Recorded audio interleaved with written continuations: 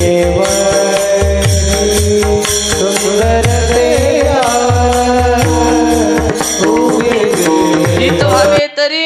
दंबदुरी ठेवा चित्त शुद्ध सेवा देवाची हे प्रस्तुत प्राप्त प्रसंगी कीर्तन रूपी सेवेकरता घेतलेला अभंग भक्ती वेद सुज्ञ भक्ती तज्ञ वारकरी तत्वज्ञ वेदांचा अर्थ अभंग सामर्थ्य हिंदवी स्वराज्याचे संस्थापक छत्रपती शिवाजी महाराजांचे आद्य गुरु जगद्गुरु तुकोबरा यांचा चार चरणाचा साधा सरळ आणि उत्कृष्ट अभंग असून आजच्या अभंगामध्ये जगद्गुरु तुकोबराय तुम्हा मला सामान्य जीवाला सांगतात बाबा हो या जगतामध्ये आल्याच्या नंतर जर तुम्हाला परमार्थिक हित करून घ्यायचं असेल तर आजच्या अभंगामध्ये जगद्गुरु तुकोबराय हित व त्या हिताची पत्ते या दोघांची चर्चा करतात विठ्ठल विठ्ठल विठ्ठल विठ्ठल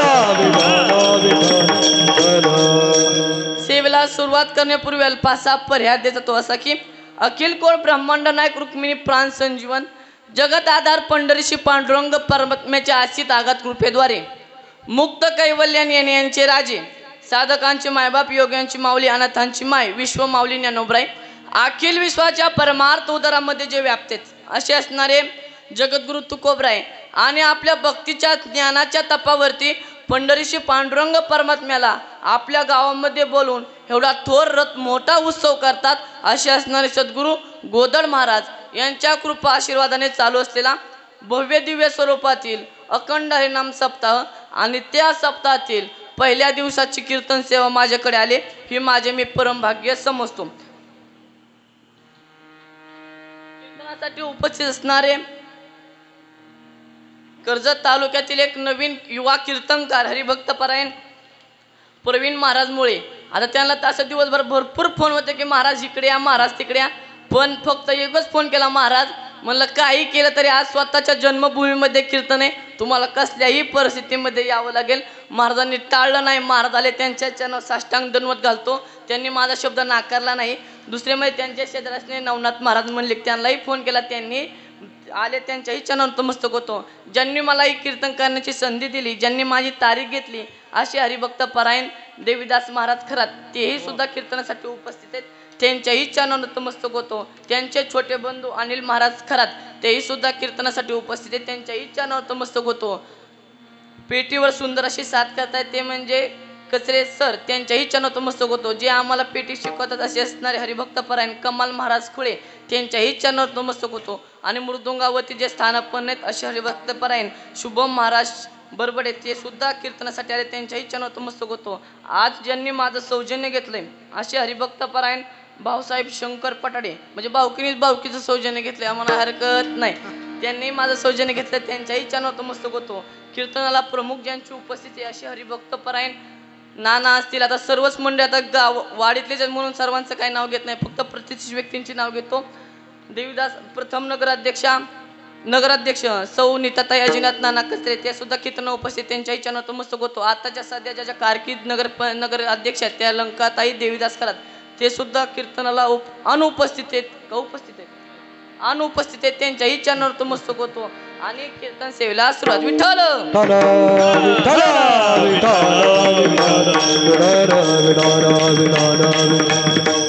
मंडळ आहे का अभंग जगद्गुरु तुकोबरायांचा आहे साधा सरळ आणि उत्कृष्ट अभंग आहे मी तुम्हाला ताण देणार नाही तवान देणार नाही काही देणार नाही फक्त 2 तास किंवा आता किती वाजलेत मी मोजून माझं 1 ते 1.5 तास घेणार आहे तुम्ही कीर्तन 9ला चालू करा किंवा 9:30ला किती टायमिंगला चालू केलं तरी मी माझा 1 ते 1.5 तास घेणार कम्प्लिटेड कारण की मला तेवढ्याचे पाकिट आहे का फुकट आलं का मी बरोबर आहे का नाही मी तेवढा 1.5 तास माझा घेणार आहे मंडळ आहे का अभंग जगद्गुरु तुकोबरायांचा आहे अभंग साधा आणि सोपा आहे तुम्हाला मी वेद विचारणार नाही शास्त्र सांगणार नाही किंवा संस्कृत सुद्धा सांगणार नाही साधं कीर्तन मी तुमच्यासमोर मांडणार आहे पण कीर्तन करायला सुद्धा आई वडिलांची पाठीमागच्या जन्माची पुण्याई लागते वाक्य सांगतो म्हणजे तुमच्या लक्षात येईल मन कळायला भावना लागते वेदना कळायला जाणीव लागते बुद्धी कळायला ज्ञान कळायला बुद्धी लागते दुःख कळायला त्या व्यक्तीच्या जागेवरती उभं राहण्याची प्रवृत्ती लागते आणि कीर्तन कळण्यासाठी मागच्या जन्माची आई वडिलांची पुण्याई लागते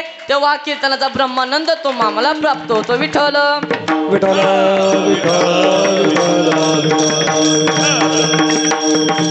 म्हणून मंडळी फक्त एक ते दीड शांत बसा, चळवळ करू नका, बोलू नका, काही नाही. तुम्हाला मी पटल आणि रुचेल असं कीर्तन सांगणार आहे. मंडळ आहे का, अभंग जगद्गुरु तुकोबरायांचा आहे. साधा आणि सरळ अभंग, सोपा आणि अगदी नामचिंतनाबद्दल घेतलेला आहे. जगद्गुरु तुकोबराय तुम्हाला सांगतात की बाबा हो, या जगतामध्ये आल्याच्या नंतर जर तुम्हाला हित करून घ्यायचं असेल तर मी आजच्या अभंगामध्ये जी पथ्ये सांगितलेत ती पथ्ये जर तुम्ही पाळली तर तुमचं हित होईल. मंडळ आहे का, या संपूर्ण मृत्यू लोकांचं जर आपण अवलोकन केलं तर सगळ्यात लहान जीव आहे मुंगी आणि सगळ्यात मोठा जीव आहे ब्रह्मदेव. मधल्या फळीतले तुम्ही आणि आम्ही. मुंगीपासून ते ब्रह्मदेवापर्यंत जी काही जीवदशा आहे त्या सगळ्या जीवदशेमध्ये उत्तम जर जीवन कोणाचं असेल तर ते म्हणजे मानवाचं जीवन आहे. बरोबर का नाही? आणि त्या भगवंताच्या कृपेने मानवी नरदेह मिळालाय आणि या मिळालेल्या मानवी नरदेहामध्ये तुम्ही आम्ही प्रत्येक जण धावताना दिसतोय. का धावतोय? कारण की आपल्या काही इच्छा अपेक्षा, त्या इच्छा अपेक्षा पूर्ण करण्यासाठी आपण काय करतोय, रात्रंदिवस धावतोय. रात्रंदिवस काय करतोय, आपण धावतोय. पण आपल्या हित झालंय का? रात्रंदिवस धावत असताना आपल्या इच्छा अपेक्षा पूर्ण झाल्यात का? अजिबात नाही. शास्त्रानं 3 इच्छा प्रत्येक मानवी जीवनाच्या सांगितलेत. माझं बोलणं कळतंय तुम्हाला? कळतंय ना? मी बी जोगेश्वरवाडी मधला अमेरिकेतला नाही. माझं बोलणं कळतंय ना? मग ऐका. 3 इच्छा शास्त्राने प्रत्येक मानवी जीवनाच्या 3 इच्छा सांगितल्यात. तशा अनंत इच्छात, पण ह्या सुप्त इच्छात. पहिली इच्छा आहे मानवी जीवनामध्ये आल्याच्या नंतर, मानवी जीवनाची पहिली इच्छा आहे की महाराज मला या जगतामध्ये आल्याच्या नंतर मला मरण येता कामा. आहे का नाही प्रत्येक मानवी जीवनाची इच्छा? दुसरी इच्छा आहे या जगतामध्ये आल्याच्या नंतर माझं हित झालं पाहिजे. ही दुसरी काय आहे, प्रत्येकाची इच्छा आहे. आणि तिसरी प्रत्येक मानवी जीवनाची इच्छा आहे की या जगतामध्ये आल्याच्या नंतर माझं सुख झालं पाहिजे, माझं दुःख होता कामा नाही. ही प्रत्येक मानवी जीवनाच्या 3 इच्छा आहे. पहिली इच्छा मी सांगतो म्हणजे तुमच्या लक्षात येईल. पहिली इच्छा आहे की या जगतामध्ये आल्याच्या नंतर प्रत्येकाला जगावं वाटतंय, मरावं कोणाला वाटत नाही. अहो लहान मुलाला मरावं वाटत नाही याच्यात नवल नाही, तरुण माणसाला मरावं वाटतंय याच्यात पण नवल नाही, वृद्ध माणसाला मरावं वाटत नाही याच्यात पण काही नवल नाही. पण जो मरण्याच्या घाईत पडलाय, खाटावरती पडलाय, तो आज ना उद्या जाणार आहे, त्याला सुद्धा वाटतंय, त्याला सुद्धा मरावं वाटत नाही. मानवी जीवनाची शोकांतिक आहे.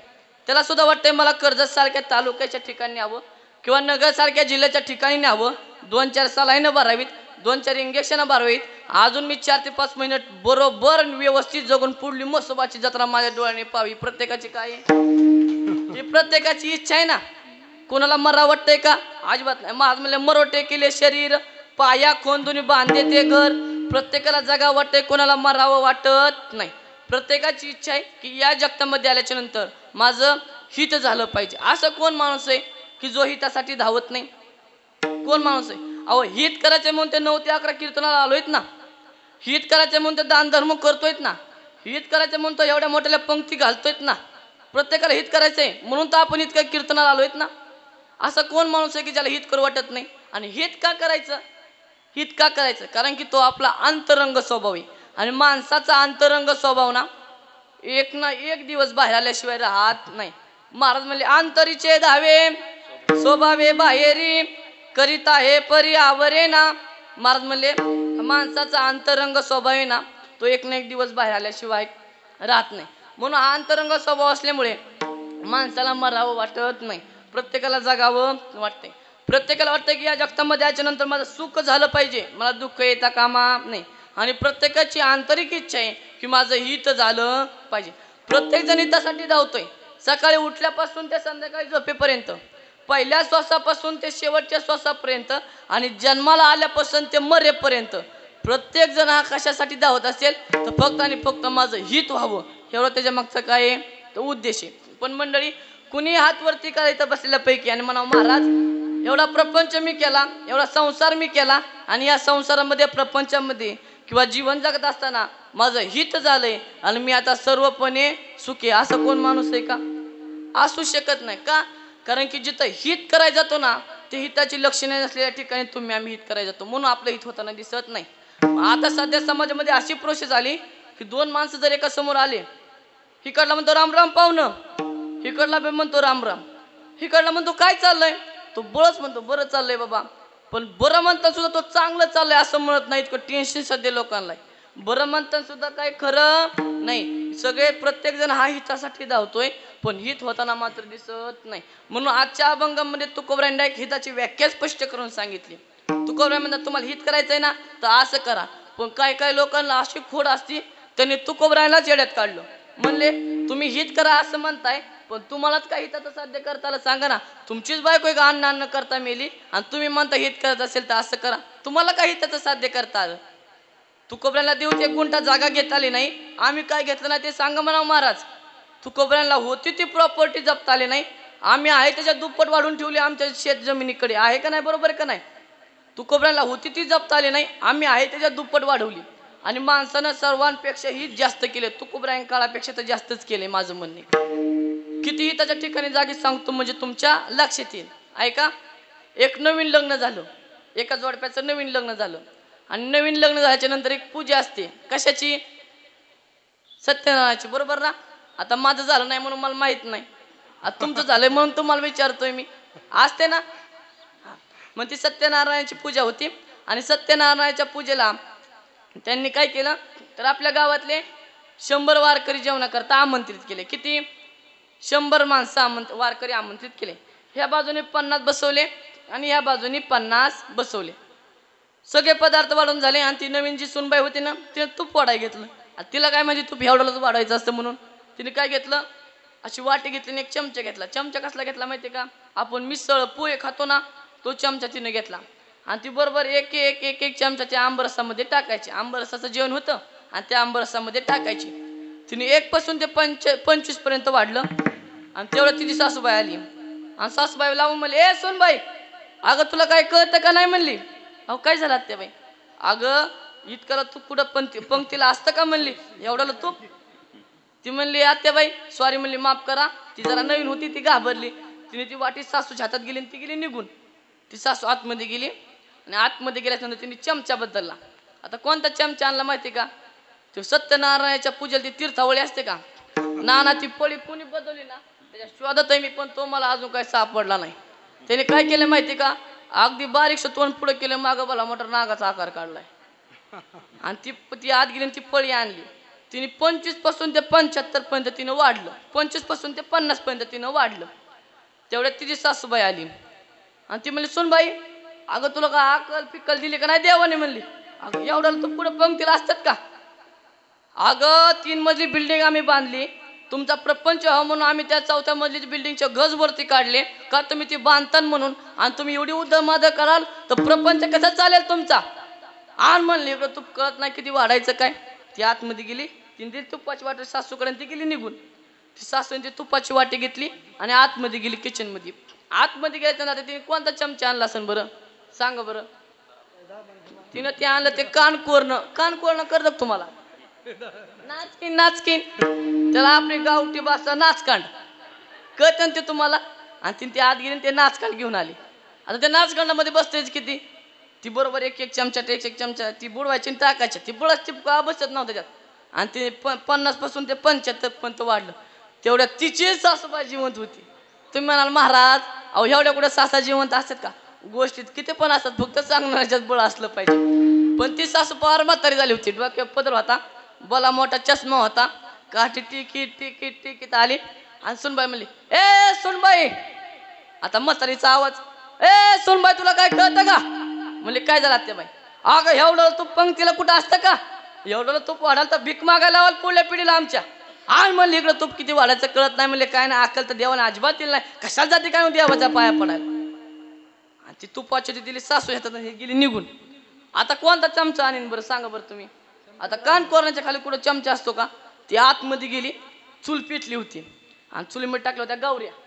ती गौरी पेटलेली गौरी बाहेर काढली आणि ती इजवली आणि ती इजवल्याच्या नंतर त्या तुपात त्या कान कोरण्यात 4 ते 5 थेंब टाकले आणि त्याचा झाला दूर आणि तो दूरच बाहेर घेऊन आले. बाकीच्या म्हणले तर ह्याच्याच भागा तुम्हाला काही मिळायचं. इतकी लोक हिताच्या ठिकाणी जागेत तर तुकोबरायांच्या वर्गाला सांगायची गरज काय. विठ्ठल आपण मानवी जीवन ज्याला हित म्हणतो ना, ते हित माझ्या तुकोबरायांना मान्य नाही. आणि तुकोबरायचे हित करा म्हणतात ना, ते तुम्ही आम्ही करत नाही. तुकोबरा आपण हित कशाला समजतो? पैसा कमवून ह्याला आपण हित समजतो, पद कमवणं ह्याला आपण हित समजतो, बायका मुलं चांगली असण्याला आपण हिताची लक्षण समजतो, पद प्रॉपर्टी ऐश्वर्याला आपण हिताची लक्षण समजतो. बरोबर ना? पण पैसा हे त्याचं लक्षण नाहीये. जर तुमचा एखादा श्रीमंत मित्र किंवा तुमची एखादी श्रीमंत मैत्रीण असेल ना, तर तिच्या गळ्यामध्ये कधीतरी हात घाला आणि तिला प्रेमाने विचारा, म्हणा होय र, तुझ्याकडे इतका पैसा आहे, इतकी प्रॉपर्टी आहे तुझ्याकडं, खरंच या मानवी जीवनामध्ये याच्यानंतर तुझं हित झालंय का रे? तो जर हो म्हणला ना, आज जोगेश्वरवाडीमध्ये भरलेलं पाकिट सगळं तुम्हाला देऊन जातो, काहीच काळजी करू नका.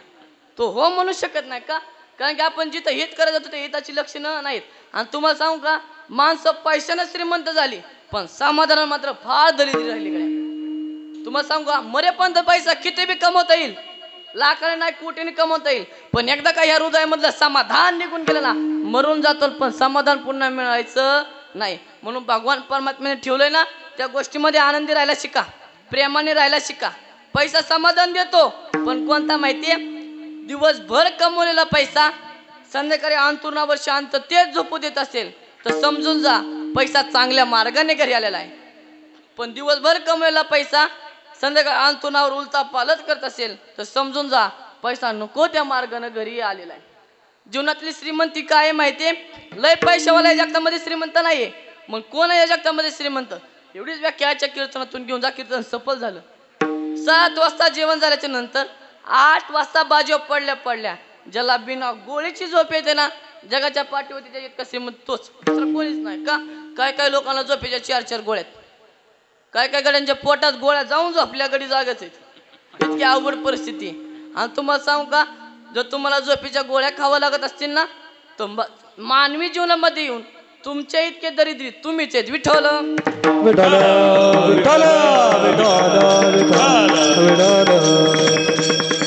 आमचे गुरुजी सांगतात, बाबा हो, एक भाकर खायची ना अर्धीच का, पण कष्टाची का, कुणाच्या तळतळटीची खाऊ नका. का?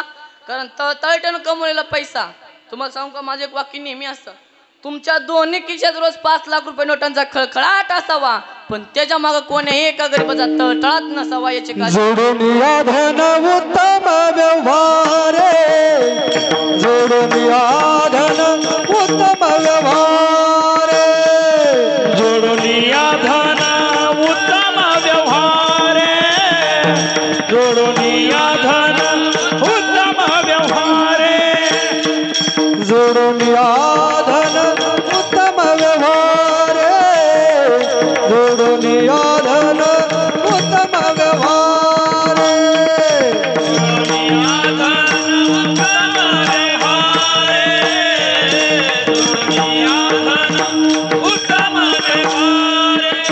उदास विचार वेच करी, उदास विचार वेच करी, उत्तमाची गती ओळख पावेल, उत्तमाची गती ओळख पावेल.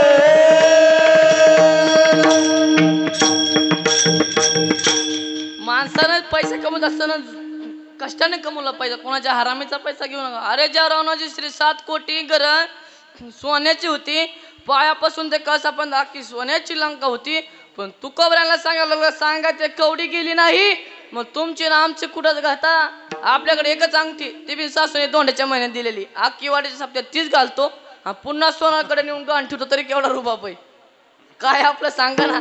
माझं वाक्य आहे का, 10 नाही 10 कोटीचा जरी बंगला असला तरी कोणी आपल्या टेरेसवर जाळणार नाही का? जाळी बंगला कशाला म्हणायचं माहितीये का? ऐका बंगल्याची व्याख्या, जिथं गेल्याच्या नंतर कोणी उठ म्हणत नाही आणि कोणी उठला नाही त्याचं नाव बंगला. आणि तो बंगला प्रत्येकाच्या गावच्या बाहेर आहे. तिथं गेल्याच्या नंतर तुम्हाला कोणी उठ म्हणतं काय? होय पुरुष मंडळी, तुम्हाला कोणी उठ म्हणतं काय?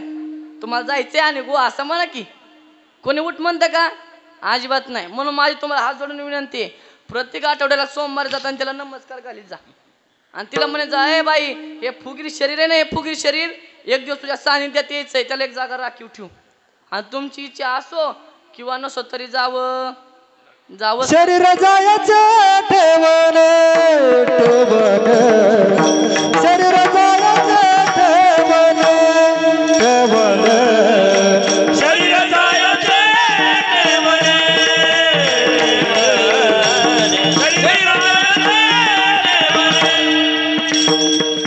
धरती अभिलाषी, धरती अभिलाषी, अभिलाषी जने, धरती अभिलाषी, धरती अभिलाषी, अभिलाषी जने, शरीर जायचे ठेवणे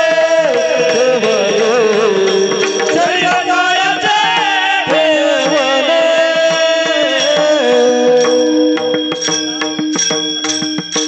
किती पैसा कमवला तरी हे शरीर इथंच ठेवून जायचंय म्हणून महाराज म्हणतात शरीर जायचंय इथंच ठेवून म्हणून महाराज म्हणतात बाबा हो तुम्हाला लाख नाही कोटीचा जरी बंगला असला ना तरी तुम्हाला शेवटची आंघोळ ग्रामपंचायतच्या रस्त्यानं मोडलेली खाटच आहे. तिथं कोणत्या श्रीमंताला लाख लाख कोटी कोटी रुपयांच्या शावर काय काय माणसांच्या घरी पण तिथं काय असतं त्याला सांगावं लागतं तुला लाख काय कोटी रुपये जरी शावर असला तरी शेवटची आंघोळ ग्रामपंचायतच्या रस्त्यानं मोडलेली खाटच आहे.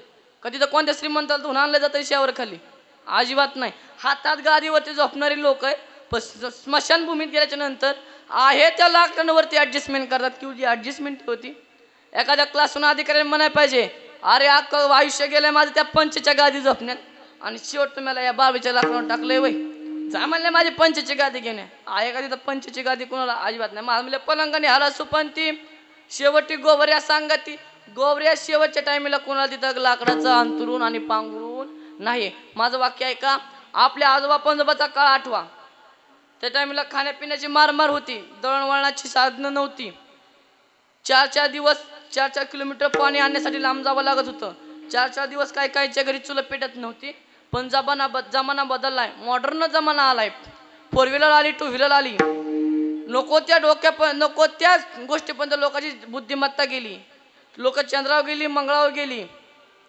1.5 रुपये किलोचं तेल 150 रुपयावरती गेलं 4 रुपये किलोची साखर 40 रुपयावरती गेली प्रत्येक गोष्टीची किंमत या समाजाने वाढवली पण एका गोष्टीची किंमत अजून या समाजाने वाढवली नाही काय की गरीब मिळाला तरी कपडाला रुपयाचं आहे आणि श्रीमंत मिळाला तरी कपडाला वाढीत किती आहे रुपयाचं आहे ना नाही मला वाटलं मी गेल्याच्या नंतर वाढवलं फिरवलं असं काय माहिती पण माझं वैयक्तिक मत असं ज्याला लाख लाख रुपये पगार आहे ना त्याने रुपया नाही ठेवायचा खरंच महाराज त्याने असं 500-500 रुपयाच्या नोटाचा बंडल ठेवायचा का की जाताना त्याची आणता येता चालली ना त्या समाजाने पाहिजे नंतर ठरवलं पाहिजे अरे जागीरदार चाललाय वाटतं गावचा पण गरीब जाऊ नाही श्रीमंत जाऊ कपडाला काय आहे रुपयाच आहे आणि तो रुपया तुम्हाला मला खुणवतोय अरे किती पळाला किती धावलास माझं मला ना बायको माझी मुलगा माझा आई वडील माझे हे सगळं माझं आहे काही तुझं कामाला येत नाही बाबा अंतकाच्या टायमिंगला काही तुझं नाही आणि तो रुपया तुम्ही आम्हाला थाटामाटात घेऊन जातोय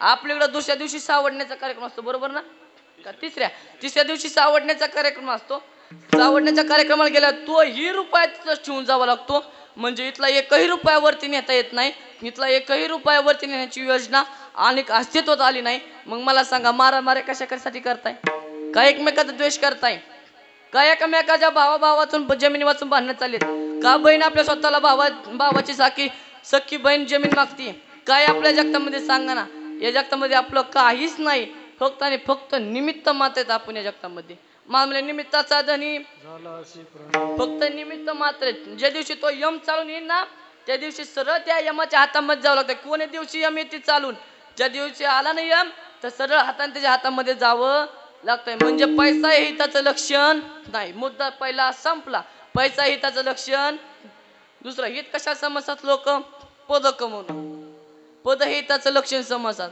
पण आता मागे पेपरला एक बातमी वाचली मी तुम्ही वाचले का नाही माहित नाही पण मी वाचली कडे त्यात असं लिहिलं होतं की तुम्ही ज्या नेत्याच्या मागं पळताय ना प्रत्येक तासाला त्याच नेत्याची अपडेट घेत जा की नक्की तोच त्या पक्षात आहे का नाही विठ्ठल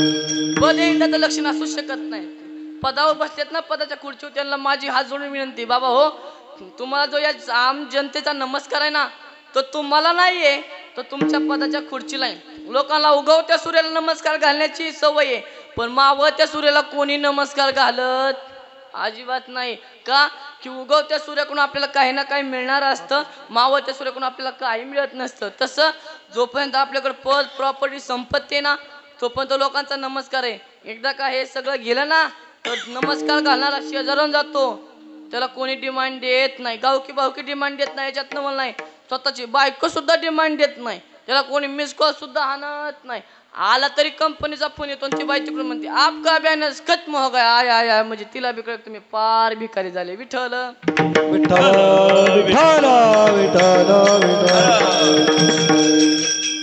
अडचणीच्या काळामध्ये ज्यांनी देशाचं पंतप्रधान पद सांभाळलं त्यांचं नाव डॉक्टर मनमोहन सिंग. अडचणीच्या काळामध्ये देशाचं अख्ख्या मोठ्या देशाचं पंतप्रधान पद त्यांनी सांभाळलं. आता ते 4 ते 5 महिन्यापूर्वी वारले, पण आताच्या पंतप्रधानाच्या आधी सगळी कारकीर्द त्यांचीच आहे. मला सांगायचं एवढंच आहे की एवढ्या मोठ्या भारत देशाचं पंतप्रधान पद ज्या व्यक्तीने सांभाळलं इथं बसलेल्यापैकी कुणाला आठवते की म्हणावं महाराज रोज मला त्या डॉक्टर मनमोहन सिंगांची आठवण येते म्हणावं. कोण आहे असा करा बरं हातवरती, कोणालाच नाही येत. मग माझं वाक्य आहे का एवढ्या मोठ्या भारत देशाचं पंतप्रधान पद सांभाळणाऱ्या लोकांना त्या डॉक्टर मनमोहन सिंगांची आठवण येत नाही, त्यांचं नाव तुम्हाला दिसत नाही, 10 वर्षांनी लोक त्याला विसरून गेली. मग आपल्या सोसायटीच्या ग्रामपंचायत नगरपंचायतच्या टीमा मिरवता कुठं अय मागची एक कोण खाता आपल्याला आणि हो म्हणतो अख्ख्या वडीत आपल्याला लय मान आहे. अरे तू येडाय भाऊ तुला कोणी मानत नाही. हे म्हणतो आपल्या माग लय माणसं आहेत, आपला कसला कार्यक्रम असला का आपलं नाव पुढे अरे तू वाडीतला मोकळा टाक आहे भाऊ तुला त्यामुळं मान आहे, तुला कोणी पुशीत नाही.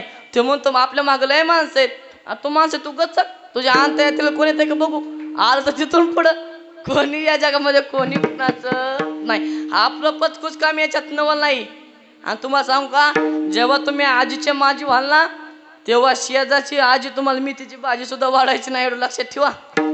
तुम्हाला आजी माझी कळतं ना एवढं लक्षात ठेवा. आपलं पचकूच काम याच्यात नवल नाही. मला म्हणले ब्रह्मादिक पद आहे ते सुद्धा दुःखच आहे, तिथं कोणाला सुख सुद्धा नाही. म्हणून पैसा पद प्रॉपर्टी हे सुखाचं नाहीये.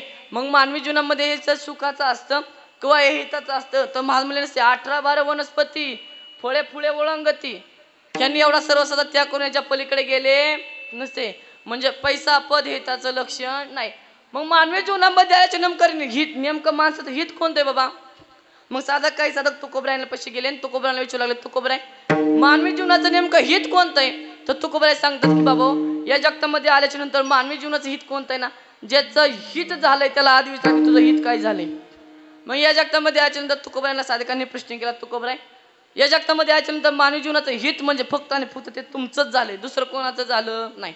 मग तुकोबरायला विचारलं तुकोबराय तुमचं हित होण्यासाठी तुम्ही नेमकं काय केलं. तुकोबराय म्हणतात मी हित होण्यासाठी फक्त आणि फक्त देवाचं चिंतन केलं. काय केलं चिंतन केलं. हित ते करावे देवाचे चिंतन ते करावे देवाचे चिंतन करावे देवाचे चिंतन करावे देवाचे चिंतन करुनिया मन एक वेद करुनिया मन एक वेद करुनिया मन एक वेद. महाराज म्हणतात मी या जगतामध्ये आल्याच्या नंतर माझं हित होण्यासाठी फक्त आणि फक्त त्या भगवान परमात्म्याचं काय केलं चिंतन केलं आणि मानवी जीवनाचं माझं काय झालं तर हित झालं. काय झालं माझं हित झालं. आणि तुम्हाला सांगू का जर या कलियुगामध्ये आल्याच्या नंतर जर तुम्हाला हित करून घ्यायचं असेल किंवा भगवान परमात्म्याची प्राप्ती करून घ्यायची असेल ना तर महाराज म्हणतात काय म्हणतात फक्त आणि फक्त त्या पांडुरंग परमात्म्याचं काय करा तर नामचिंतन करा. ते मानवी जीवनाचं हित आहे. दुसरं हित असू शकत नाही. का काही महाराज म्हणतात कृते ध्यानतो विष्णू त्रेतायाम जंतु मखेई द्वापारे परिचार्यानाम कलोतधारी कीर्तनात. फक्त आणि फक्त तो भगवान परमात्मा कलियुगामध्ये नामचिंतनाने भेटतो दुसऱ्या साधनाने भेटू शकत नाही. म्हणून माणूस मेल्याच्या नंतर पैसा बँकेत राहतो, जमीन सगळी जागेवरती राहते, जनावर गोठ्यात जातात, बायका मुलं घरापर्यंत सगळे सोयरे स्मशानभूमीपर्यंत, पण टाकल्यावरती चित्तेवरती आपल्याला जावं लागतंय. तिथे सांगा कोणी आपल्या बरोबर येत आहे का. कबीर महाराज म्हणतात ही सगळी दुनिया मतलबी आहे. कबीर महाराज म्हणतात मतलब के हे संग साथी जब वक्त पडा तो कोई नाही. जेव्हा आपल्याला वक्त पडलंय ना तेव्हा कोणी नाही. कबीर महाराज म्हणतात की स्मशानभूमीत गेल्याच्या नंतर आम्हाला जाळणाऱ्यांची गर्दी भरपूर आहे पण आमच्या सोबत जाळणारा कोणी नाही. म्हणून आपण जन्माला आलो ना तसं आपल्या आईनं पहिल्या वर्षात गुंडाळलं त्याचं नाव पाळूत आणि आपण गेल्याच्या नंतर गावकी भावकी गुंडाळते त्याचं नाव कपन. आपण जन्माला तेव्हा पहिलं वस्त्र मिळालं बाळूत आणि शेवटचं वस्त्र आहे कपन. पहिल्या वर्षात आईनं गुंडाळलं त्याला किसा नाही आणि शेवटच्या वेळेस गावकी भावकी गुंडाळते त्याला तुझा किसा खिसा खिसा खिसा नाही. पण मधल्या काळात खिस मारायची आणि खिस भरायची प्रत्येकाची काय चालू आहे, गडबड चालू आहे. पण महाराज म्हणतात पैसा पद हे हित नाही, ते अंतकाच्या कामाला कामेला येणार नाही. मग गायक मंडळी नेमकं अंतकाच्या वेळेला काय कामाला येतं? महाराज म्हणतात अंतवेळच्या कामाला फक्त आणि फक्त त्या भगवान परमात्म्याचं नामचिंतन कामाला येतं. म्हणून तुम्ही काय करा, नामचिंतन करा. महाराज म्हणतात करा हरिभक्ती अंत येईल कामा, सोड विना यमा पासून या. महाराज म्हणतात फक्त आणि फक्त त्या भगवान परमात्म्याचं नामचिंतन ते तुमच्या अंतकाच्या वेळेला कामाला येईल, दुसरं कामाला येऊ शकत नाही. मग तुकोबरायला साधकाने प्रश्न केला की महाराज आम्ही ते नामचिंतन करत नाही का? तुकोबराय म्हणजे तुम्ही नामचिंतन करताना तुम्ही औषध घेता पण पथ्य पाळत नाही. जे रामकृष्ण हरी तुकोबरायांनी म्हटल्याच्या नंतर भगवान परमात्मा देहूवरून विमान घेऊन वैकुंठावरून विमान घेऊन आला. ते रामकृष्ण हरी मंत्र आम्ही म्हणतोय पण अजून आम्हाला विमानाचा आवाज काय विमानात सुद्धा दिसलं नाही. आणि मी म्हणतो विमान इंकण्याच्या आशेवर बसूच नका. 4 खांदेकरी मिळाले तरी तुम्ही कमवलं. हा, तुम्हाला 4 खांदेकरी भेटले ना तरी तुम्ही कमवलं. विमान इंकण्याच्या आशेवरती अजिबात बसू नका. तुकोबरायांनी तो रामकृष्ण हरी मंत्र म्हणला पण पथ्य पाळून म्हणला. तुम्ही आम्ही मंत्र म्हणतो पण पथ्य पाळत नाही म्हणून आपलं हित होताना दिसत नाही. आमचे गुरुजी एक विनोदाने दृष्टांत सांगतो तुम्हाला, लक्ष द्या. एक मुंगळा होता, मुंगळा, आणि त्याच्या तोंडामध्ये एक मिठाचा खडा होता, असा बारीकसा मिठाचा खडा. आणि त्याला काय केलं, गुळाच्या ढेपेवरती चढवलं. खरंच महाराज कशाच्या, गुळाच्या ढेपेवरती चढवलं. आणि तो सकाळी 7 वाजल्यापासून ते संध्याकाळी 7 वाजेपर्यंत त्या ढेपेवरती फिरल्यानंतर संध्याकाळी 7 वाजता त्याची बायको आली. आता मुंगळ्याची बायको कोण, मना मुंगळी. त्याची बायको आली म्हणले ओ मुंगळाबा, आता लाडानं नवऱ्याला म्हणले ओ मुंगळाबा, अहो सकाळपासून त्या ढेपेवर फिरताय. म्हणले कशी आहे गुळाची चव? ती म्हणले तो मला अगं मुंगळे एकदम खारट आहे. कशी आहे? एकदम खारट आहे. मग तसंच आता या चूक कोणाची, मुंगळ्याची का मुंगळीची? तसं अंतकरणामध्ये आपल्या मिठाचा खडा घेऊन आपण मरण्याच्या ढेपेवरती फिरतोय, मरून जातो पण परमार्थाचा आनंद भेटायचा नाही. म्हणून महाराज म्हणतात की तुम्हाला जगतामध्ये आल्यानंतर परमार्थाचा आनंद मिळवायचा असेल तर एक काम करा, काय की नामचिंतन करत असताना काय करा ते माझा भंगाच्या प्रथम हित भावे तरी दंभ दोरे ठेवा, हित भावे तरी दंभ दोरे ठेवा, हित भावे तरी दंभ दोरे ठेवा, हित भावे तरी दंभ दोरे ठेवा, हित भावे तरी दंभ दोरे ठेवा, हित भावे तरी दंभ दोरे ठेवा, हित भावे तरी दंभ दोरे ठेवा,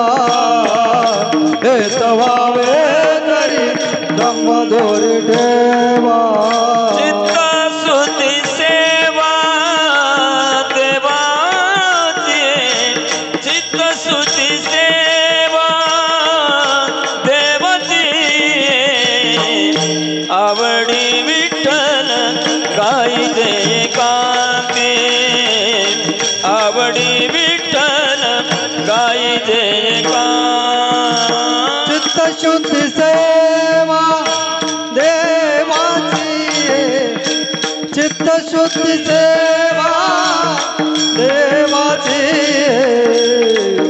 आवडी विठ्ठल गाई जे गाते, आवडी विठ्ठल गाई जे हित भावे तरी दंभ दोरे ठेवा, चित्त सुती सेवा देवाची, चित्त सुती सेवा देवाची, सेवा देवाची,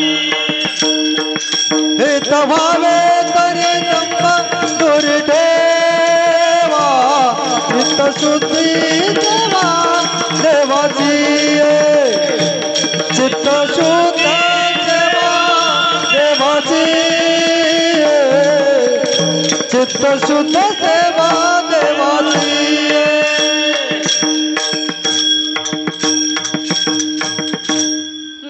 महाराज म्हणतात हित व्हावं असं वाटत असेल तर जी दांभिकता आहे ना ती दांभिकता दूर ठेवा.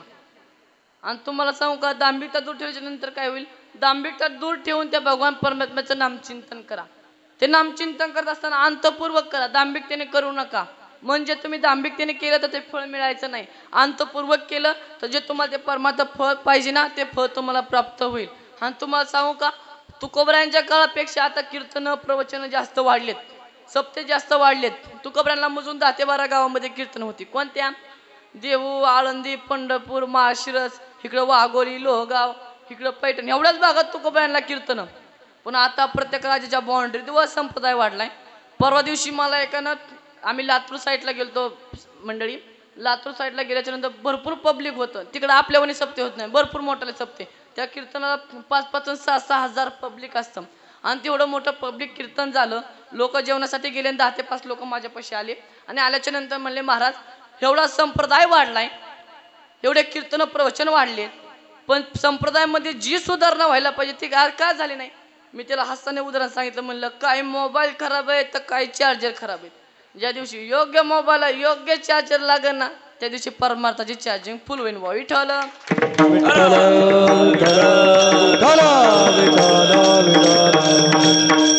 महाराज म्हणतात, तुम्हाला हित करून घ्यायचं असेल ना तर दांभिकता दूर ठेवा. दांभिकता म्हणजे काय तर सांगतो, म्हणजे लक्षात ठेवा, लक्षात घ्या.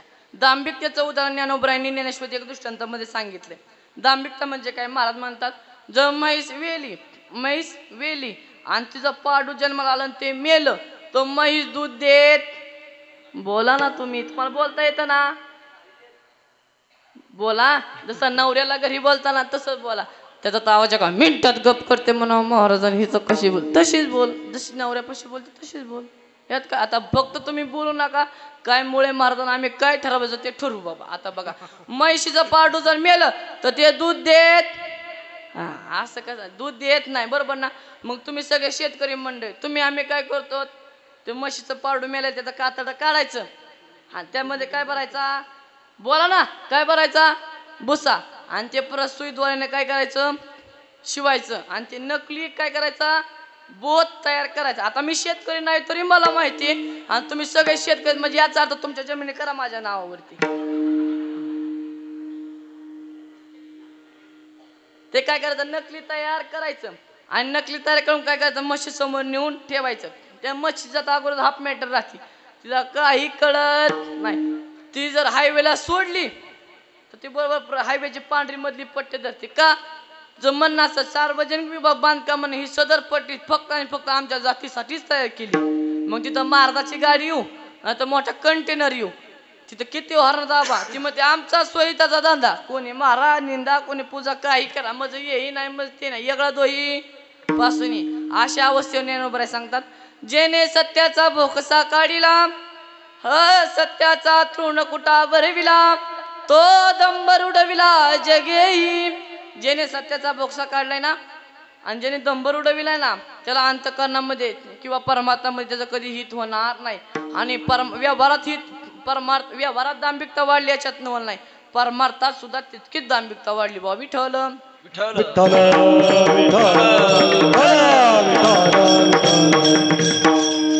मुळे महाराज समाजामध्ये कसं झालंय माहिती का? कीर्तनाला येणारा कीर्तनकार किती मोठ्या गाडीतून येतो ह्याच्यावर ठरवतात तो लहान आहे की मोठा आहे. पण माझं वाक्य आहे का, एवढ्या पवित्र जोगेश्वरी मातेच्या दरबारामध्ये बसलाय, कीर्तनाला येणारा कीर्तनकार मोठ्या गाडीतून येऊ अथवा न येऊ, फक्त तो ज्ञानेश्वरी आणि गाठीतून आला असावा म्हणजे तुम्ही कमवलं. कीर्तनाला येणारा कीर्तनकार 40 लाख रुपयाच्या फॉर्च्युनर मध्ये येत असेल आणि तो कधी तो ज्ञानेश्वरीच वाचत नसेल, कधी गाथाच वाचत नसेल, त्याचा याचा अर्थ तुमचे पैसेही वायात, तुमचं वेळही वाया आहे आणि सगळंच वाया. म्हणजे याचा अर्थ जे परमार्थामध्ये वाढलेली दंभिकता आहे ना, ती दंभिकता दूर व्हायला पाहिजे. म्हणजे दंभे करू भक्ती सोंग दाऊ जना, आंतरी भावना वेगळी आहे. तो पांडुरंग परमात्मा परमात्म्यामध्ये काही पाहत नाही. माझा फेटा कसा आहे ते तुम्ही पाल, माझं धोतर कसं आहे ते तुम्ही पाल, मी उपरनं कसं बांधलंय, मी निरू कोणता घातलाय, माझं बोलणं कसं आहे, मी कोणत्या गाडीत आलोय, चलत आलोय की पळत आलोय, हे तुम्ही पाल. पण माझ्या अंतकरणामध्ये काय चालय ते मंदिरात बसलेली जोगेश्वरी माता पाहते, तिला काही लागत नाही. मला म्हणले अंतरीची घेतो गोडी, पाहे जोडी भावाची, देव सोयरा देव सोयरा देव सोयरा दिनाचा, तो देव फक्त आणि फक्त दिनाचा सोयरा, त्याला काही लागत नाही. आणि दांभिकता म्हणजे काय? दांभिकता म्हणजे काय एक दृष्टांत सांगतो आणि पुढे चालतो. लक्ष द्या. दांभिक म्हणजे जे खोटं आहे ते खरं पटवून सांगण्याला दांभिकता म्हणायचं. आणि अशा दांभिक माणसाची फजिती अशी होते ना आबा बाबा म्हणजे त्याची त्यालाच कळतं. लक्ष द्या सांगतो. एक दांभिक गडी होता आणि तो जावाई होता. तो सासरवाडीला आला. कुठं आला? सासरवाडीला आला. पण इतका दांभिक गडी होता खरंच महाराज. त्याला काय होतं माहिती का? 7 वाजल्या का रात आंधळ होतं. काय होतं? रात आंधळ असायचं. आणि तो दांभिक गडी सासरवाडीला आला. बोलायला इतकाच पटाईत आणि वागायला तितकाच पटाईत. आणि सासरवाडीला आला. आणि सासरवाडीला आल्याच्या नंतर आता जावई नवीन लग्न झालं. जावई आल्याच्या नंतर 4-5 लोकांनी काय केले? सत्कार केले. फेटे बांधले. कुणी टोप्या घाल, कुणी उपारणी दी. सत्कार केला. आणि 6 वाजता जावई त्या सासरवाडीच्या घरामध्ये घुसला. घुसल्याच्या नंतर आता जावई आलाय म्हणून गाव शेजारचे 4-5 लोक जेवणाकरता आमंत्रित केले. आमंत्रित केल्याच्या नंतर गप्पा रंगल्या. 6 वाजल्या 6:30 वाजल्या गातली एक लेडी झाली. आणि ती आता त्या जावया पुढं पाठ ठेवला आणि रांगोळी काढायला लागली. ती म्हणले काहीच, तो मला काहीच नाही. जरी रात आंधळ लागलं तरी उठायचं आणि सरळ जाऊन त्या पाटावरती बसायचं. गप्पा अशा रंगल्या 7:30 वाजल्या. त्याला रात आंधळ लागून झालता अर्धा तास. तो म्हणला काही नाही. ते म्हणले जेव्हा बसा म्हणल्याच्या नंतर हे बाकीचे गेले धुवायला हात. बाकीचे काय गेले? हात धुवायला गेले. हे गेलंच नाही का? ह्याला काय दिसतच नव्हतं का? ढेकळं जाईन का हात धुवायला? ते बसलं तिथंच. तुम्हाला काय नाही. आपण काय ठरवलं होतं? जरी हे हात धुवायला गेले तरी उठायचं आणि 2 पावलं पुढे जाऊन काय करायचं? त्या पात्रावरती बसायचं. ते उठलं. गरीब पण लय वचन. ते उठलं 2 पावलं चाललं पण ते झाली दिशाभूल. ते पात्राकडे तोंड करायचं तरी केलं भीती करतो आणि ती बसलं. सगळे आले हात धुवून बसले जेव्हा करता. बाकीचे आले म्हणले जावाई रुसला भीती तोंड करून पाहिलं. काय चुकलं का काय? सासरवाड जावयाचं लय वट असतो. सासूबाई पळतच आली. म्हणले जावई अहो काय झालं? म्हणलं काय चुकलं का काय आमचं? तो म्हणला बाबा डाव फसला. तो म्हणला काय झालं सासूबाई? म्हणले भीतीकड तोंड करून बसायचं. पात्र इकडे भीतीकड तोंड करून का बसले?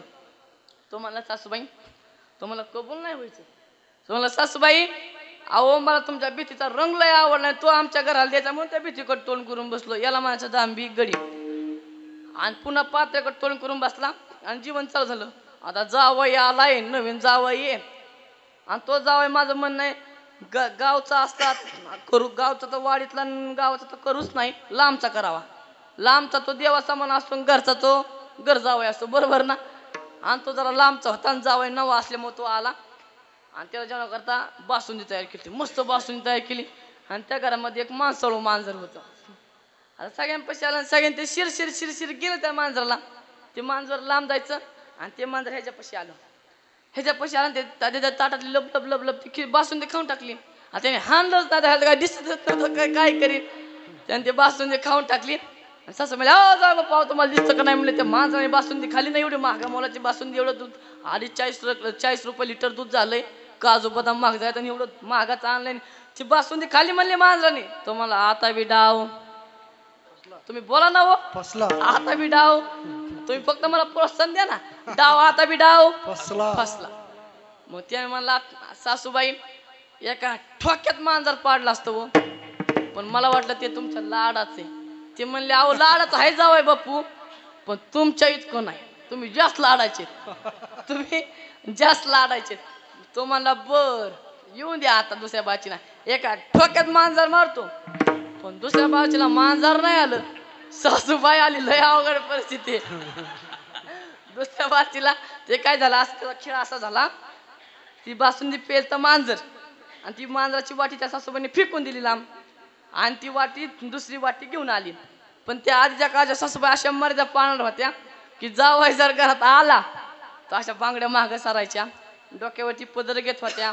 पायाचा टपटप आवाज देत नव्हते. आणि मग जावायला काय करायच्या? पाणी द्यायच्या. पण आता काय झालंय ही सगळी लव्ह मॅरेज वगैरे गिरायक असल्यामुळे ना सासूबाईपेक्षा जावायला सासूचा जास्त मान राखावा लागतो. अवघड परिस्थिती झाली. आणि ती सासूबाई मर्यादा पाळणारी होती. आणि ती आली आणि ती वाटी फेकून दिली तिने. आणि ती नवीन वाटी आली आणि ती पातेलं घेऊन आली. आणि त्या पातेल्यामध्ये ती पळी बुचकळली आणि ती बासुंदीमध्ये ती टाकण्याकरता वाटीत गेली. पण आता ते किती ते भांड ते वाटीला टच झाली ती पळी आणि त्याला खडबड असा खडखड आवाज आला. त्याला वाटलं मांजरच आलं घड्या. त्याने आधी तो माझा पकवाय सारखा नेबर होता. त्याने काय केले आजी हाताची बाहेर मागं सारली. खन कानाखाली सासूबाई आतल्या खोलीत जाऊन पडली. ती म्हणली आबा बाबा आहो सावाई मी आहे. ते मला आता बी डाव फसला फसला. मला वाटलं मांजरच आहे. लोकांना काय घेणं देणं, लोकांचा आनंद घेतला, मजा घेतली, लोक गेली निघून जीवन. 10 वाजल्या लोक म्हणले आता झोपा झोपा. आता सगळी झोपली बाहेरच्या खोलीत. आता जावं असल्यामुळे त्या दिली सगळ्यात आतली खोली. 12-1 वाजून त्याला आली लघुशंका. काय आली? तर आली लघुशंका. तो मला आता लघुशंकेला जायचं पण आपल्याला काय दिसत नाही. त्याने एक डोक्यात प्लॅन केला. तुम्ही हसू नका हो, दमा की 2 मिनिटं. त्याने डोक्यामध्ये एक प्लॅन रचला. काय की मग अशी आपल्या गावात सत्कार लोकांनी सगळ्या केलेत. मग फेट एकाला एक गुंडरायचे आणि ते दमा की दमा 2 मिनिटं. ते खाटाला काय करायचे बोला, खाटाला बांधायचा आणि दर मागच्या दारात जायचं, लघुशंका करायची, पुन्हा आत येऊन झोपायचं. सगळा डाव रचला, डाव फिक्स झाला. ते बांधलं आणि ते बाहेर वडीत गेल्यानंतर बसलं, लघुशंकेला बसलं. पण त्या दारात मागच्या दारात जाऊन बसलं आणि त्या मागच्या दारात मध्ये एक म्हशीचं पारडू होतं. त्या बारक्यांना लय खोड असते काय की काय आलं का कुरतडायचं. आता काय केलं, त्याची दोरी लांबली होती आणि जावई आलता. त्यामुळे दिवसभर त्याच्या चारापाण्याकडे कुणीच पाहिलं नाही. तो म्हणला दम तुझ्यामुळं आम्हाला दिवसभर खायला काय भेटलं नाही ना, दम तू चांगला समाचार घेतो म्हणले. आता त्याने काय केलं, ते ताणून धरलं होतं त्याने आपलं. तो म्हणला काय झालं, ते सुटलं नाही पाहिजे. हे सुटलं का मग लय अवघडे. त्याच्यासाठी ताणून धरलं. ते म्हशीच्या पाड्याने कुरतडलं त्याची लघुशंका हो पण त्याचं तुटलं. त्याचा मोबाईल गेला नेटवर्क कवर शेताच्या बाहेर. आता त्याला काय करावं तीच कळणार. त्याला तुकोबऱ्यांची गवण आठवली. कोणती आठवली असं बरं तुम्ही सांगा बरं. आता तो मला आता कैसे जाऊ घरा हे बरं हा तो मला आता नेमकं कसं जाऊ घरात. पण गडी लय दांभिक तसाच निघाला. तो मला काय नाही आपल्याला अशी कुणी असं सरळ जायचं. पण ते 2 रस्ते होते. आता त्याला काय माहिती राहता अंधार असल्यामुळं ते ह्या खोलीत जायचे ऐवजी ते गेले ह्या खोलीत. आता ह्या खोलीत सगळ्या लेडीज झोपल्या होत्या. ते आतमध्ये गेलं आणि एका लेडीच्या पायाला गोठवून खाली पडलं, दानक्यास खाली पडलं. कसं पडलं, दानक्यास खाली पडलं. लेडीज उठली म्हणले चोर चोर चोर. कोणी लाट आण, कोणी बेन आण, कोणी काठी आण, कोणी पलपुट आण, कोणी काय आण, कोणी चपला आण, कोणी इतका मार मार मारला. सासूबाई आली. सासूबाई दमा दमा दमा मला 2 ठोकर. सासूने मी 2 दण ठोकर टाकलं. खालून मारला ओ सासूबाईचा वय. ते म्हणले काय काला झाल्यावर सांगणार होते का काय जावाय म्हणून. याला माझं दांभिक माणसाची महाराज म्हणले अशा दांभिक माणसाची फजिती व्यवहारात होते. याच्यात नाही परमार्थात सुद्धा तितकीच होते. देवना संसार तुका दोहीकडे चोर. त्या माणसाला न परमार्थ साधता येत न व्यवहार साधता येतो. दोन्हीकडे चोर होऊन बसतो. म्हणून जी दांभिकता आहे ना, दांभिकता बाजूला ठेवा आणि चित्त शुद्ध करून काय करा तर भगवान परमात्म्याची सेवा करा. चित्त शुद्ध म्हणजे काय, तुम्ही म्हणा माझं आमचं चित्त शुद्ध आहे. हे तुमचं चित्त शुद्ध आहे का वाडी? माझं व्यक्तिमत आहे सगळ्यांचं चित्त शुद्ध असेल पण वाडीतल्यांचं नाही गडे. आमच्या मला पूर्ण विश्वास आहे वाडीतल्यांचं चित्त अजिबात शुद्ध असू शकत नाही. का? चित्तशुद्धाचे लक्षण सांगतो तुम्हाला. जर एखाद्याने घराचा पाया खांदला, ह्याच्या पोटात दुखायला लागलं तर मनाचं ह्याला चित्तशुद्धाचं लक्षण नाही. एखादा वाडीत नवीन कीर्तनकार तयार झाला आणि जर कुणी साथ द्यायला तयार नसेल तर ह्याला माझं चित्तशुद्धाचं लक्षण नाही. एखाद्याने जर गाडी घेतली, ह्याचं डोकं लागलं दुखायला की समजून जायचं हे चित्त माझ्यामध्ये, हे चित्त ना तुमचं, हे चित्त आधी शुद्ध करा. लोकांबद्दल कोणाचा मत्सर अहंकार दंभ येऊन देऊ नका. लोकांना तुमचं काही घेणं देणं नाही. लोक फक्त आपला स्वार्थ पाहतात. हे चित्त ना, हे चित्त शुद्ध करा. ज्यास तुकोबरा एकांतामध्ये डोंगरावर जाऊन बसले आणि एक स्त्री तुकोबरायांपाशी गेली. तुकोबरायांपाशी गेली पण तुकोबरायांनी सांगितलं जाईव माते न करी सायास आम्ही विष्णू दास तसे नव्हे. तू जा म्हणले माते आम्ही तसे नाही. त्याला चित्तशुद्धाचं लक्षण समजायचं. रस्त्यांचा लसण एखादी स्त्री आपल्यापेक्षा बारीक आहे, त्याला जर आपली बहीण मानता आलं पाहिजे. आणि एखादी स्त्री मोठी आहे, तिला आपली आई मानता आलं पाहिजे. अशी भावना ज्यावेळेस युवक आचार हृदयामध्ये तयार होईल ना, त्यावेळेस कलियुगामध्ये रामराज्य आल्याशिवाय राहणार नाही. ही भावना युवकाच्या हृदयामध्ये तयार झाली पाहिजे. ज्यावेळेस सीता मातेचं अपहरण झालं त्यावेळेस सीता मातेला सगळ्यात पहिल्यांदा वाचवण्यासाठी जर प्रयत्न कोणी केला असेल, त्याची जात गिधाडाची आहे, त्याचं नाव जटवी आहे. म्हणजे त्या काळच्या गिधाडांना कळत होतं की परत आबरू वाचली पाहिजे. पण आता गिधाडांना कळत नाही एवढी मोठी शोकांतिक आहे. इतकं चित्त शुद्ध झालं पाहिजे. किती सांगतो मी तुमच्या लक्षात येईल. जय स्वामी विवेकानंद अमेरिकेमध्ये गेले. अमेरिकेमध्ये गेल्याच्या नंतर त्यांचं तेज त्यांचा हुबेहूबपणा त्यांचं लौकिकता पाहून एक श्रीमंत अमेरिकेतली श्रीमंत बाई त्यांच्या पुढे आली आणि म्हणली महाराज मला माझा एक प्रस्ताव आहे तो तुम्ही मान्य करा. स्वामी विवेकानंदांना म्हटलं खूप सुंदर प्रस्ताव असेल त्या श्रीमंत बाईचा प्रस्ताव आहे. ते म्हणले माझा एक प्रस्ताव आहे तुम्ही तो मान्य केलाच पाहिजे. ती स्वामी विवेकानंद म्हटलं काय चांगला प्रस्ताव असेल. ते म्हणले सांगा काय प्रस्ताव आहे. ते म्हणले काही नाही स्वामी मला तुमच्याशी काय करायची लग्न करण्याची इच्छा आहे. काय बघा इतक्या श्रीमंत बाईचा प्रस्ताव स्वामी विवेकानंदांना आला. इतक्या श्रीमंत ते बी अमेरिकेच्या बाईचा. आता म्हणा महाराज लग्न जमायचंच लय अवघड झालंय. एका आमच्याकडे एक वर्ग होता आमच्या संस्थेच्या 6000चा महाराज नाही महाराजांचं लग्नच कधी काढत नाही लय लवकर होतं पटक्यास. आणि आमच्या शेजारी एक मुलगा होता त्याचं लग्नच जमाना अख्ख्या पुरी पाहिल्या तरी लग्न जमाना. आणि आम्ही चुकून हुकून जमलं ते बी मामाच्या पुरी बरं. पुन्हा बरं मामाच्या पुरी बरं. तिचं नाव ज्योती. तिचं मग हे गेलं टॅटू करायचं ज्योती नावाचं. त्याने टॅटू काढला आणि ते दरवाजाच्या बाहेर आला त्या टॅटूच्या. आणि तिचा फोन आला. ती म्हणली महा तुझ्या प्रेम नाही आपलं लग्न होऊ शकत नाही तू तसाच थांब. ते म्हणा आता ज्योतीचं नाव काढलंय आता काय करा. तो आतमध्ये गेला. तो मला ही ज्योती नाव काढलंय ना त्या पुढं कायच करू फक्त पुढं बाली ज्योतिबा आपलं ग्रामदैवत जाऊ तिकडं पुरीचा नाच आजपासून ज्योतिबा आणि आपण बोलन ज्योतिबा बोल लोकांचा नाच नको. ह्याला इतकं अवघड लग्नात झालंय. पण स्वामी विवेकानंदाला एवढं मोठं स्थळ आलं. पण स्वामी विवेकानंद म्हणले बाई ऐका ना का तुमची माझ्याशी इच्छा आहे लग्न करण्याची. ते म्हणले स्वामी विवेकानंद तुमच्यासारखा विद्वत्तावान मुलगा माझ्या पोटी जन्माला यावा ही माझी काय माझी इच्छा.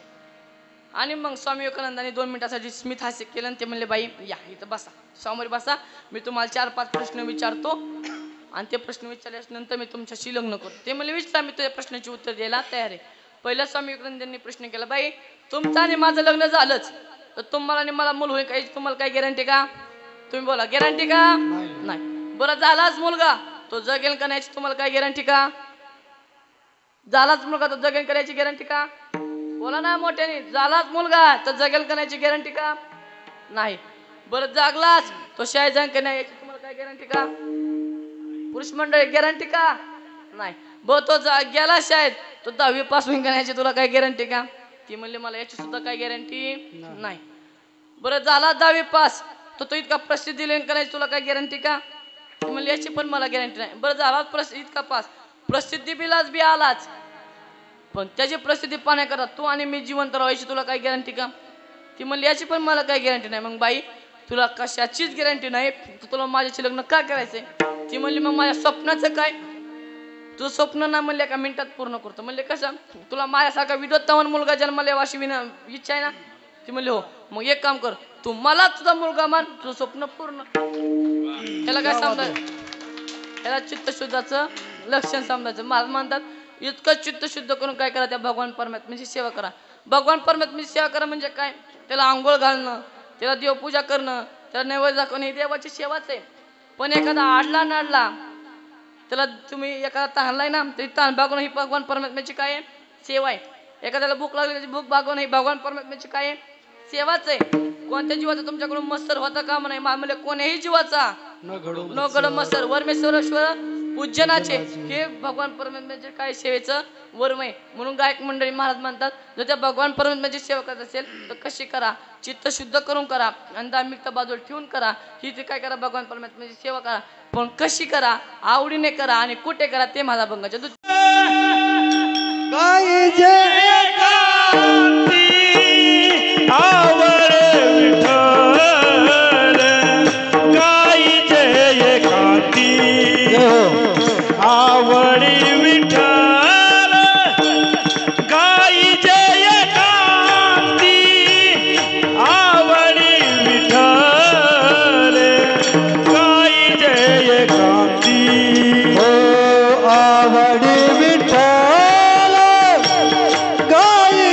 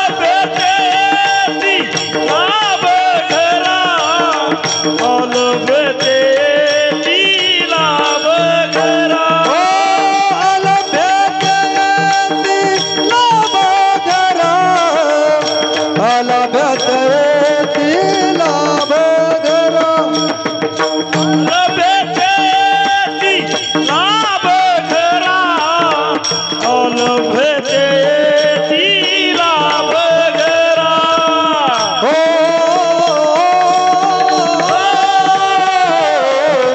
आवडी विठ्ठल गाई जय कांती हो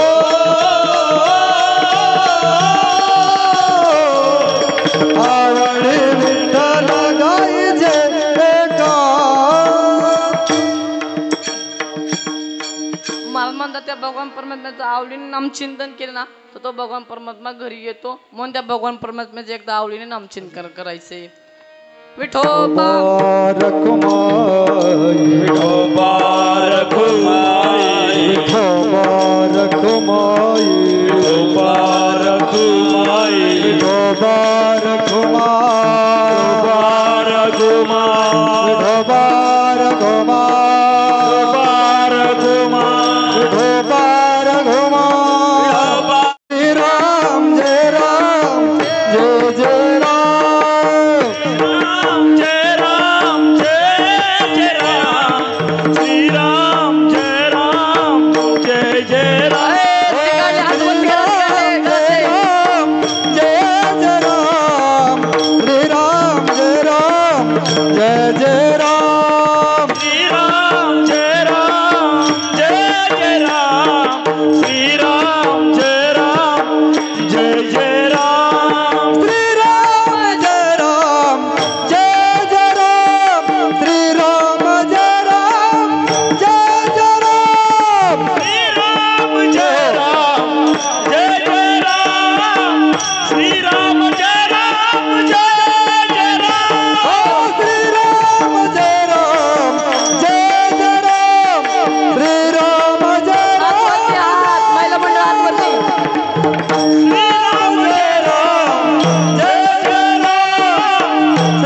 जय राम जय जय राम ओ श्री राम जय राम जय जय राम श्री राम जय राम जय जय राम राम जय राम जय जय राम श्री राम जय राम जय जय राम ओ श्री राम जय राम जय जय राम श्री राम जय राम जय जय राम श्री राम जय राम जय जय राम श्री राम जय राम जय जय राम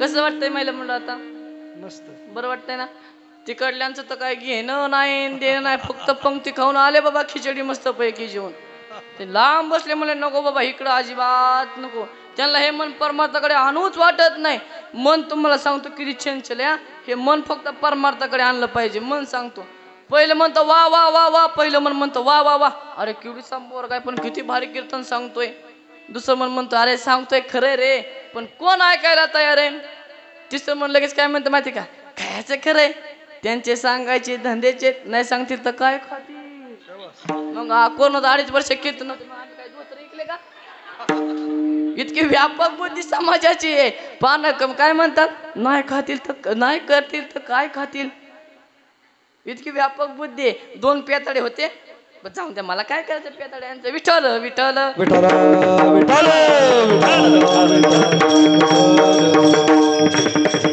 म्हणून हे मन आहे ना तुमचं परमार्थाकडे आणि व्यसनाकडे जाऊन देऊ नका हे मन व्यसनाकडे लगेच जातं दुसऱ्या अन्य गोष्टीकडे लगेच जातं पण परमार्थाकडे येत नाही पण परमार्थ हे तुमच्या जीवनाचं हित आहे आणि दुसरी गोष्ट तुमच्या जीवनाचं हित नाही आता एवढा मुद्दा सांगतो आणि सेवा समारोह पकडून येतो कारण की 11 वाजून 7 मिनिटं झालेली आहेत फक्त तुमचे 7 ते 8 मिनिटं घेतो आणि सेवा समारोह पकडून येतो किती मन किती व्यसन वाईट आहे सांगतो तुमच्या प्रत्येकाला माझी हात जोडून ते घरी गेल्याच्या नंतर आपल्या प्रत्येकाचं व्यसन सोडा पुरुष मंडळ तुम्हाला तर हात जोडून येते ते व्यसन तुम्ही नक्की सोडा हे दूषण ऐकल्याच्या नंतर तुम्ही नक्की सोडाल माझी इच्छा आहे पहिली ऐका नगर जिल्ह्यातील नेवासा गाव सगळ्यांना माहिती आहे का नाही माहिती आहे ना नगर जिल्ह्यातील नेवासा गाव पूर्ण बागायती पट्टा इतका श्रीमंत त्या गावामध्ये एक सावकार होता इतका श्रीमंत तो सावकार त्याची श्रीमंती सांगायची म्हणजे 100 एकर बागायती शेती 100 ते 50 एकर बागायती शेती 10 ते 15 मोठमोठ्या 4 चाकी गाड्या असून महिला मंडळ 70 ते 80 हाताखाली कामगार होते निसते अरे जे काम नगरपंचायतच्या नगरसेवकाला आणि आमदाराला होत नव्हतं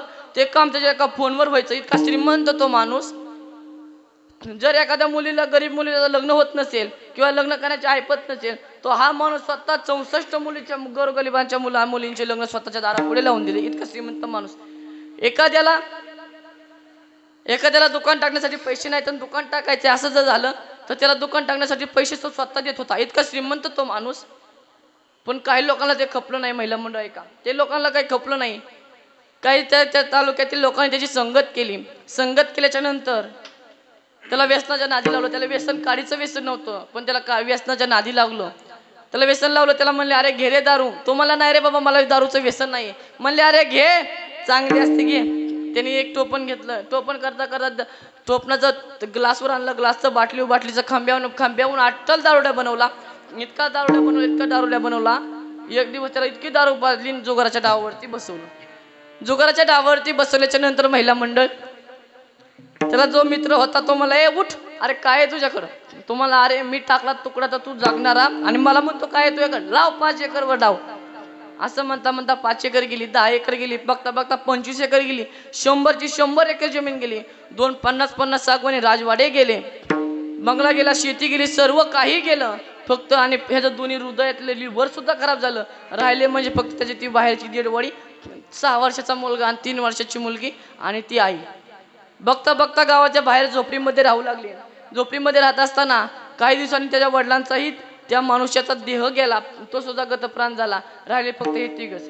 25 वर्षाची त्याची बायको, 3 वर्षाची त्याची मुलगी, 6 वर्षाचा तो मुलगा. ते 3 कुटुंबामध्ये त्या कुटुंबामध्ये ते 3 जण राहू लागले. 4 ते 10 दिवस लोकांनी त्यांना माणूस मिळाच्या नंतर लोक भाकरी आणून देतात ना. 10 दिवस लोकांनी त्यांना भाकरी आणून दिल्या. पण 11व्या दिवशी कोणी भाकरी आणून दिली नाही. पोरने सांगावं 2 दिवस झाले. पोरने सांगावं आई अगं भूक लागले जाना काहीतरी खाण्याकरता. आई म्हणली बाळांनो काळजी करू नका मी तुम्हाला खाण्यासाठी आणते. आई जावं आई गेली आणि दुकानामध्ये गेल्याच्या नंतर ज्या माणसाने तिला स्वतःला दुकान टाकून दिलं ना त्या सावकाराने त्या दुकानामध्ये गेली. म्हणले दादा ऐका ना दादा फक्त 2 बिस्किट पुढे द्या. किती? फक्त 2. उधार द्या. फुकट नका देऊ. पण तो इतका माणूस निर्दय होता. त्यांनी त्याच्या कंबाड्यात लात घातली आणि त्या बाईला बाहेर काढलं. ती बाई आली. तिला रस्त्याच्या कडेला विहीर दिसली. तिला वाटलं विहिरीत उडी मारावी. पण म्हणले वाटलं मुलांचं काय होईल. घरी गेली. आईला विचार. पोरं म्हणले आई आली 100% आईने काहीतरी खायला आणलेलं असावं. आई पैसे गेली. आईला विचारलं आई अगं काय आणलं का खायला. आईने सांगावं बाळा हो काहीच भेटलं नाही रे. काहीच भेटलं नाही. मुलं नाराज झाली. मुलं शांतपणे झोपली. 4 दिवस झाले 5 दिवस झाले. 6व्या दिवशी मुलाला फणफणून ताप आली. ताप आल्याच्या नंतर दवाखान्यात जाण्याकरता पैसे नाही आहेत. जी प्रॉपर्टी होती जी इस्टेक होती ती सगळी वडिलांनी नशेमध्ये काय केली ती तर उडून टाकली होती ती फक्त ते मुलं आणि ती आई. मिठाची पट्टी डोक्यावरती लावली. 4 ते 5 दिवस झालं. 6व्या दिवशी मुलाला इतका ताप आला काही सांगता येत नाही. 10 दिवस झाले. मुलगा फणफणून गेला. सर्दी झाली. खोकला झाला. डोकं दुखू लागलं. मुलगा आता जायच्या वेळ आलाय. आई त्या मुलाकडे पाहते. अरे मला पुरुष मंडळी महिला मंडळ ती मूर्ती ध्याना पुढे ना. 6 वर्षाचा तरुण तपदार मुलगा. अरे ज्याला प्रेम म्हणजे काय माहित नाही, ज्याला आपले आई वडील म्हणजे काय माहित नाही, ज्याला लग्न म्हणजे काय माहित नाही, ज्याला आपले आई वडील कसे सांभाळायचे हे माहित नाही, ज्याला हे जीवन कसं जगायचं हे माहित नाही, ही जीवनाची कला म्हणजे काय हे माहित नाही, असा 6 वर्षाचा मुलगा. आणि तो मुलगा आईच्या पुढे असा पडलेला आहे. आई त्याकडे पाहते. आईच्या डोळ्यातून आसरू येत आहेत. आणि पोराकडे म्हणते अरे पोरा काही काळजी करू नको रे बाळा. तुला कोणी नाही वाचवलं ना तरी तुझी आई तुला वाचवला खंबीर आहे. तू काही करू नको. तू भिवू नकोस. आज तुझं दुखतंय उद्याला नक्की तू ठीक होशील. अरे तू आमच्या जीवनाचा आधार आहेस. तू आमच्या काठीचा आधार आहेस. तू मेला तर आम्ही कसं जीवन जगू. अरे काय करू. आई त्या मुलाकडे पाहते. म्हणले आई तो मुलगा सांगतोय आई तू काही काळजी करू नको. मी तुझ्यासाठी एक जीवनाचा शिल्पकार आहे मोठा. तू काही काळजी करू नको. आई मुलगा आईकडे पाहून बघतोय. आई म्हणते बाळा आज आपल्याकडे पैसे नाहीत ना नीट करण्यासाठी. पण एक दिवस आपला असा काळ येईल की या नेवासा तालुक्यात माझ्या इतकं तुझ्या इतक्या श्रीमंत कोणीच नसू शकेल. आई त्या बाळाकडे पाहते. डसा रडते. दादाला दिदी म्हणते दादा अरे काय नाही रे आज तुझं दुखतंय ना उद्याच्याला आपण 100% कुठतरी कामाला जाऊ आणि काय करू तर 4 पैसे आणून तुझं उदरनिर्वाह करू. तुला दवाखान्यात नेऊ रे. पण महिला मंडळ असं म्हणता क्षणी आई बाळाकडे पाहते. पोरगा आईकडे पाहते. मुलगी त्या बाळाकडे पाहते. आणि त्या 6 वर्षाच्या मुलानं देह सोडावा. त्या मुलानं देह सोडला आणि आईला कळलं नाही. आई म्हणते बाळा काय भिवू नको रे. तुला मी स्वतः तुला उद्याला दवाखान्यात नेते. लेकुराचे हित लेकुराचे हित लेकुराचे हित लेकुराचे हित लेकुराचे हित लेकुराचे हित लेकुराचे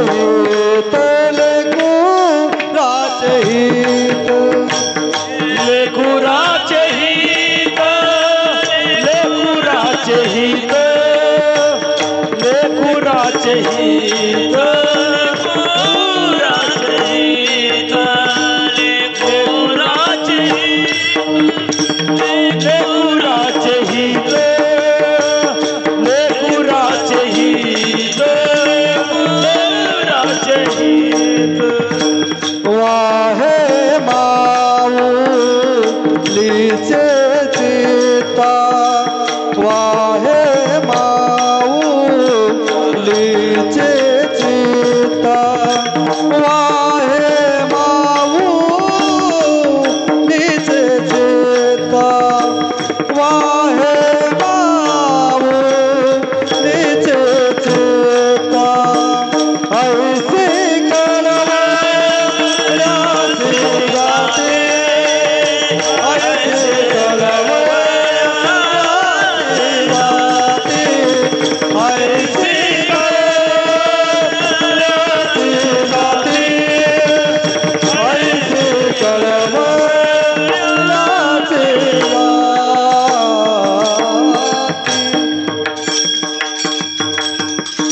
वेड्याची वेडी माई असते महिला मंडळ, तिला काय करत नाही, फक्त आपल्या लेकराचं ही समज, लेकराचे हित वाहे माऊलीचे चित्त महाराज म्हणतात की आई त्या मुलाकडे पाहते आणि मुलाचा देह गेलेला आहे, आईला कळलं नाही.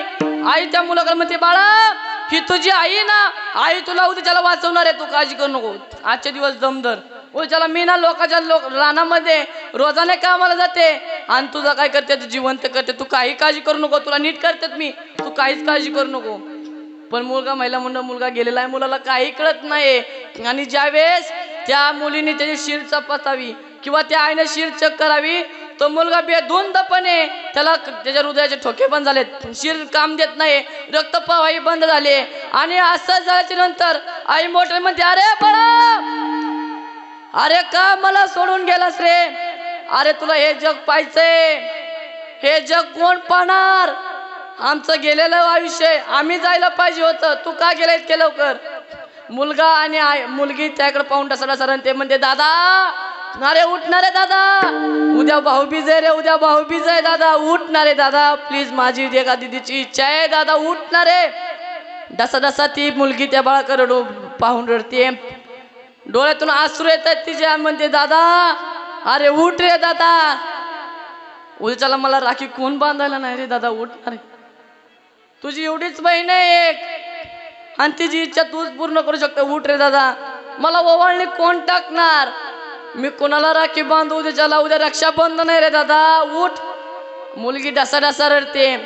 आई म्हणते, बाळा अरे बाप तर मेला दारू पिऊ पण तू तरी जग रे बाबा, आमच्या आयुष्याचा तू आमच्या म्हातारपणाला काठीचा आधार आहे.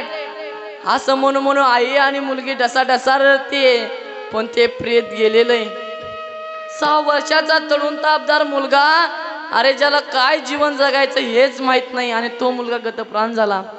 पण इतकी कठीण परिस्थिती होती महिला मंडळ की जाण्याकरता लाकूडशर पण नव्हतं, नेलं स्मशानभूमीत. नेल्याच्या नंतर मोठ्या त्या लाकडाचा ढीग तयार केला आणि ढिगावरती त्याला टाकलं आणि अग्नी दिला. आई आणि डसा मुलगी रडते आणि शेवटच्या टायमिंगला सांगते, बाबा हो, तुम्हाला जर जीवन जगत असेल ना तर फक्त आणि फक्त माझे हात जोडून विनंती आहे की तुम्ही त्या दारूच्या नशेमध्ये जाऊ नका, आपले आयुष्य उद्ध्वस्त करू नका, आपल्या आयुष्याचा बेरंग करू नका. आयुष्य हे अनमोल किमतीच आहे हो. आयुष्य कुणाला असा ऐऱ्या गेऱ्याला भेटत नाही. कितीतरी योनीतून आपल्याला हा नरदेह भेटलेला आहे आणि हा नरदेहाचं तुम्ही कधी सोनं करा, या नरदेहाची माती करू नका. हा नरदेह तुम्हाला असा फुकट नाही भेटलेला, काहीतरी पुण्याने उभं राहिलेला हा नरदेह तुम्हाला मला, म्हणून या नरदेहाची कधी माती करू नका. मला सांगा, दारू संपले का दारू पिणारे महिला मंडळ? कोण संपलं?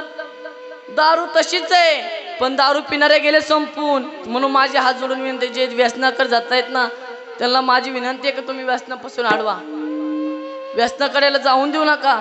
का? व्यसन ही आत्ताची मजा आहे, पण पुढल्या पिढीला देणारी एक सजा आहे. म्हणून तुम्हाला हात जोडून विनंती आहे, जे व्यसनाकडे चालले आहेत ना त्यांचं मन आयुष्यभर घर उद्ध्वस्त करण्यापेक्षा एकदा त्यांचा मार खा, एकदा त्याला प्रेमाने समजून सांगा.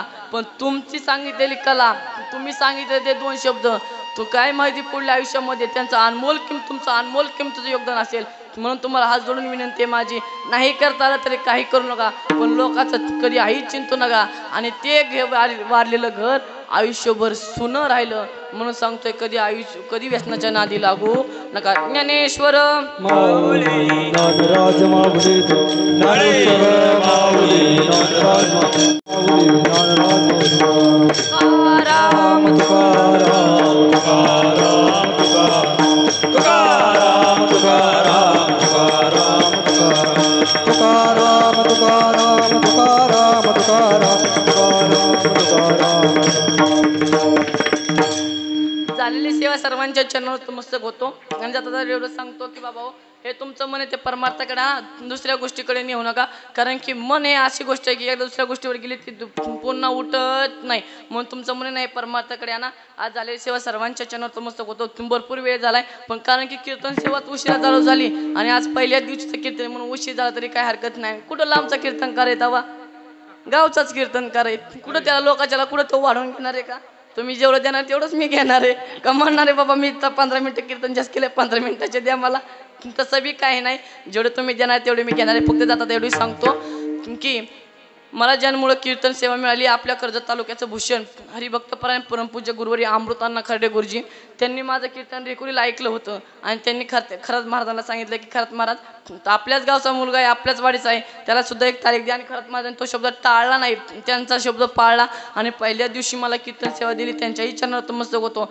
सर गायनासाठी सुंदर सादगीत त्यांच्याही चरणावर नतमस्तक होतो. फक्त जाता विनंती एक नाना सर्व सप्त कमिटीला की बाबा हो, आता मी सुद्धा तुमच्या कमिटीमध्ये आलेलो आहे. फक्त सप्ताह करायच्या आधी महिनाभर मला कळवा. हा सप्ताह असा सप्ताह होणार नाही. कर्जतमध्ये जोगेश्वरी वाडे सप्त्याचं नाव अख्ख्या महाराष्ट्रामध्ये नाही नेऊन दाखवलं तर वैभव पठाडे नाव नाही ठेवणार.